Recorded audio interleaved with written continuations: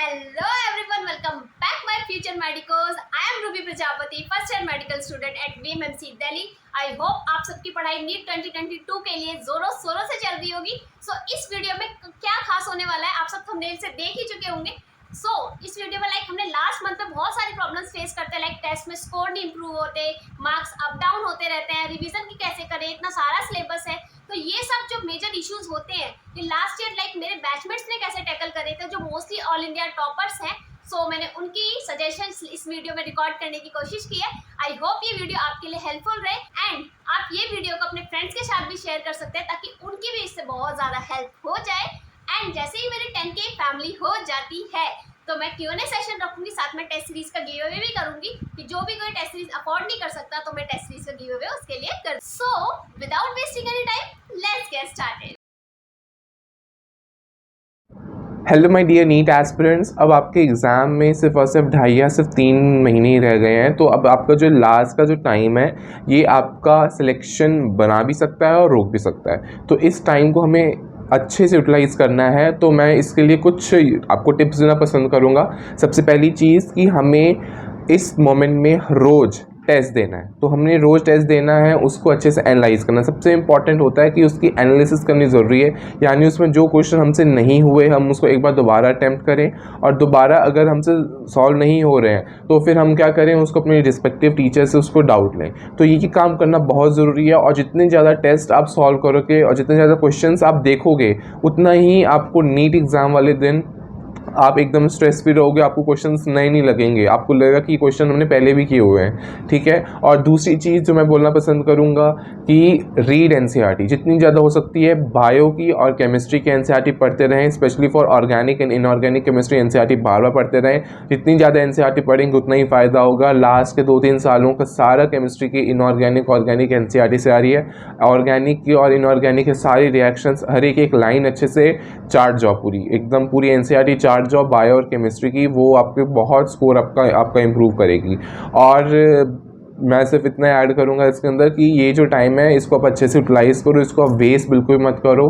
जितना भी आपको टाइम मिलता है आप उसको यूटिलाइज़ करके पढ़ते रहो और बिल्कुल भी स्ट्रेस मत लो, क्योंकि अगर स्ट्रेस लोगे तो आपका टाइम ख़राब होगा. और स्ट्रेस लेने की कोई ज़रूरत नहीं है, बहुत आसानी से आप अपना नीट एग्ज़ाम क्लियर कर सकते हो.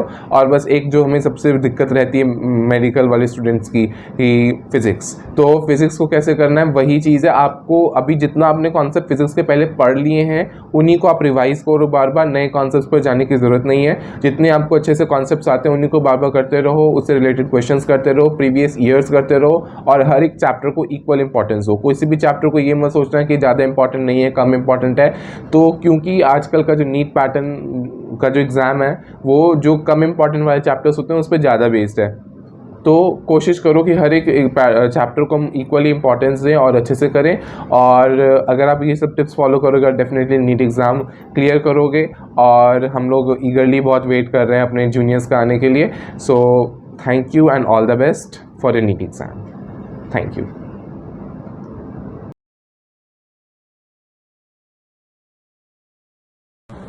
हेलो गाइस, तो आप नीट एग्ज़ाम देने वाले हो और नीट एग्ज़ाम में जब हम इतना प्रिपेयर करके एग्ज़ाम के लिए जाते हैं टेंशन होना बहुत ऑब्वियस सी बात है.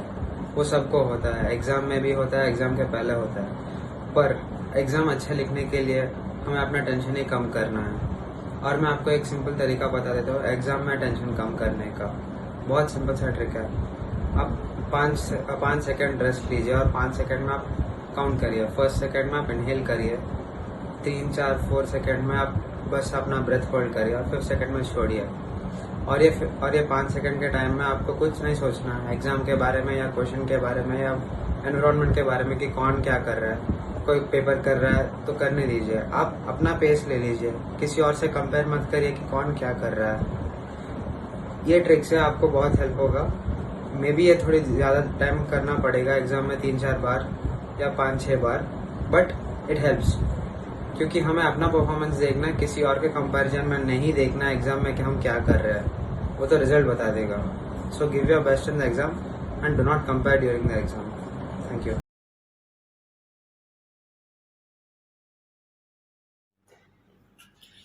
Hello friends, my name is Harsh Raj I secured All India rank 399 in NEET UG 2021. I am currently pursuing my MBBS from Vardhman Mahavir medical college. जैसा कि हम सभी जानते हैं, नीट में अब काफ़ी कम समय बचा है। ऐसे में रिवीजन और मॉक टेस्ट दोनों ही इक्वली इंपॉर्टेंट रोल प्ले करते हैं। Now first coming to the revision part, तो हमें रिवीजन के लिए अगर सबसे पहले मैं बात करें फिजिक्स की, तो आपने 2 सालों में या तो आपकी कोचिंग के मॉड्यूल हो या फिर जो भी बुक हो आपने फॉलो किया हो, आप उसे 1 बार 2 बार 3 बार अभी आपके पास समय है, आप बना सकते हैं और ट्रस्ट में आपकी एक्यूरेसी उसी से आएगी। और फिजिक्स से ही एनसीईआरटी से आप सिर्फ और सिर्फ उसके अगर आप टेबल्स देख लेते हैं और ग्राफ्स देख लेते हैं तो आपका काम हो जाएगा, क्योंकि वो सबसे ज़्यादा इंपॉर्टेंट है। उसके अलावा फिजिक्स की एनसीईआरटी करने की ज़्यादा ज़रूरत नहीं है। और now coming to the chemistry part, chemistry में फिजिकल केमिस्ट्री के लिए आप उसके अंदर में जो सॉल्ट एग्जाम्पल होते हैं वो एकदम आप मतलब उसको रट जाइए, वहाँ से वो कॉपी पेस्ट हो जाते हैं मोस्ट ऑफ द टाइम। और इनऑर्गेनिक के लिए सभी जानते हैं एनसीईआरटी से ज़्यादा कुछ करने की ज़रूरत नहीं है। और ऑर्गेनिक, जैसा कि अभी लेटेस्ट ट्रेंड देखा जा रहा है लास्ट के 2-3 सालों में, ऑर्गेनिक केमिस्ट्री सिर्फ और सिर्फ एनसीईआरटी से आ रही है। अगर आपको ऑर्गेनिक से डर लगता है तो ज़्यादा परेशान होने की बात नहीं है, आप सिर्फ और सिर्फ एनसीईआरटी भी कर लेते हैं तो आप वहाँ फोड़ के आ सकते हैं। नाउ बायोलॉजी, बायोलॉजी के लिए आप सिर्फ और सिर्फ एनसीईआरटी पढ़े, एनसीईआरटी को एक इफेक्टिव वे में रीडिंग करें और एनसीईआरटी के सारे डायग्राम्स वगैरह बहुत इंपॉर्टेंट होते हैं, उसे याद करें। Now coming to the mock test part, mock test ऐसा है कि कुछ आपको ऐसा एक रूटीन बना लीजिए कि आपको मॉक टेस्ट डेली ही देना है। ऐसा एक भी दिन ना हो जिस दिन आप मॉक टेस्ट सिखा दें, क्योंकि वो आपकी एक्यूरेसी और प्रिसीजन दोनों बढ़ाएगा। वही मॉक टेस्ट देने के कुछ तरीके होते हैं, जैसे कि आपको क्वेश्चन रीडिंग टाइम में आपको बड़ी केयरफुली ध्यान देना है। जब आप क्वेश्चन रीड कर रहे हो तो आप एक पेन से उसे अंडरलाइन कर लें, ऐसे क्या हो कि आपको क्वेश्चन रीडिंग मिस्टेक नहीं होगा। और अगर ऐसे ही कुछ कुछ छोटी बातों को आप ध्यान रखते हैं तो आपकी सिली मिस्टेक्स नहीं होंगे और आपकी नेगेटिव मार्किंग से अवॉइड हो जाएगी, और that will definitely help you to achieve a much greater rank. That's it, thank you, all the best. Hello everyone, myself Adarsh and I am a first year medical student at Vardhman Mahavir medical college. And जो first advice या suggestion मैं आपको देना चाहूँगा वो ये है कि just try to handle and control your stress, because कुछ महीनों पहले बहुत ज़्यादा स्ट्रेस होता है। एंड इस स्ट्रेस में अगर आप कोई नई चीज़ पढ़ते भी हैं and you try to revise some previous thing, you won't be able to retain it for longer times, because इतने ज़्यादा स्ट्रेस में अगर आप पढ़ते हैं।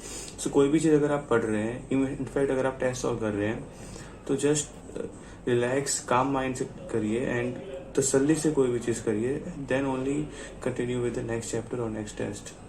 The second suggestion that I would give is, in these tips I would definitely advise and recommend tests over other things. अगर आप कोई टेस्ट दे रहे हैं सो डीपली एनालाइज इट कि कोई सिली मिस्टेक हो रही है तो क्यों हो रही है। वो मिस्टेक अगर है तो वो सिली है तो क्यों मैं उसको सिली कर रहा हूँ। कैलकुलेशन मिस्टेक है, क्या मेरे को कोई कॉन्सेप्ट मैंने गलती से मिस इंटरप्रेट कर लिया, क्वेश्चन में रॉन्ग रीड कर लिया। जस्ट एनालाइज कि मैं सिली मिस्टेक बोल रहा हूँ तो क्यों बोल रहा हूँ। बिकॉज नीट के दिन भी अगर आप पेपर दे के आओगे तो कहीं ना कहीं ये कोई सिली मिस्टेक कर दी मैंने, तो अगर आपको उस दिन वो अवॉइड करना है तो आपको अभी से ही करना पड़ेगा कि नेक्स्ट टेस्ट में मैं कैसे अवॉइड करूँ। जस्ट फोकस कि how you can even avoid slight test of the silly mistake, because NEET में 700 पर भी VMMC नहीं मिल रहा था, सेकेंड राउंड से मिलने चालू हुए थे। दैट्स वाई नीट में accuracy is much much much more important then knowledge. So just make a separate book for silly mistake कि मतलब सिली मिस्टेक में कहाँ मिस्टेक कर रहा हूँ, किस फ्रेम ऑफ माइंड में था। That would help you in scoring a good marks in NEET. And third thing जो मैं कहूँगा कि know your self, limit the boundaries, की हैव अ क्लैरिटी कि मुझे क्या आता है एंड क्या नहीं आता है। बिकॉज अगर आपको कोई चीज़ मालूम है कि नहीं आती तो नीट के दिन अगर वो क्वेश्चन आ जाता है उस टॉपिक से, you can easily avoid that question. आप एक स्क्रैच कर देना उस क्वेश्चन पे, so that you save your time. And अगर टाइम बचता है then only you will invest your time on that search. और कोई क्वेश्चन अगर मुझे आता है तो अच्छे से आता है तो आप उस पर कॉन्फिडेंटली मूव कर जाओगे। That will help you in real NEET exam. And उसके साथ साथ मैं ये भी कहूँगा कि अगर आप कोई भी टेस्ट दे रहे हैं तो आपका फ्रेम ऑफ माइंड जो है वही होना चाहिए जो आप नीट के दिन होंगे। नीट के दिन ये नहीं होना चाहिए कि मैं नीट दे रहा हूँ, you should NEET be just like a regular day. NEET के दिन हमें कोई एक्सपेरिमेंट नहीं करना है. जो एक्सपेरिमेंट करना है वो हमको अभी करना है. उस दिन जाके बस हमें एक नॉर्मल पेपर दे के आना है. मैंने जिस दिन नीट था मैं मतलब यही सोच रहा था कि मैं एक आकाश का नॉर्मल टेस्ट पेपर दे रहा हूँ. हाँ, यही दैट वुड मतलब रिलैक्स माइंड में देंगे तो आप उससे ज़्यादा सिली मिस्टेक्स भी नहीं करोगे and it will help you to avoid any silly mistake. Hello NEET aspirant, myself Aditya. I am first year MBBS student at VMMC and Safdarjung Hospital. तो जैसे जैसे नीट की डेट क्लोज आती जा रही है, स्टूडेंट में दो मेजर प्रॉब्लम देखने को मिलेगी, प्रोक्रेस्टिनेशन की एंड ओवर थिंकिंग की. तो देखो दोनों ही कॉमन प्रॉब्लम है, हमने भी अपने टाइम पे फेस किया था, तुम अभी कर रहे होगे.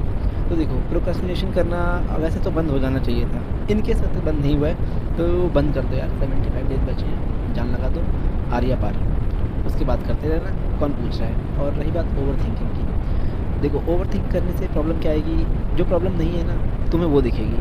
तुम्हें जब प्रॉब्लम दिखने लग जाएगी तो तुम अपनी पढ़ाई लिखाई छोड़ के उसकी तरफ अपना ध्यान लगाने लग जाओगे, तो तुम्हारी पढ़ाई तो गई गड्ढे में. अच्छा, अब इससे ओवरकम कैसे करना है. तो देखो अपनी फैमिली से बात करो, अपने फ्रेंड से बात किया करो, उस पर्सन से बात किया करो जिससे बात करने में तुम कंफर्टेबल हो, जिससे तुम अपनी प्रॉब्लम शेयर कर सकते हो. और पॉजिटिव रहने की कोशिश करो, कॉन्फिडेंस लाओ अंदर. तुमने जो पढ़ा है सही पढ़ा है, ओवर थिंक करने की कोई ज़रूरत नहीं है, तुमने अच्छा पढ़ा है, ठीक है. And all the best.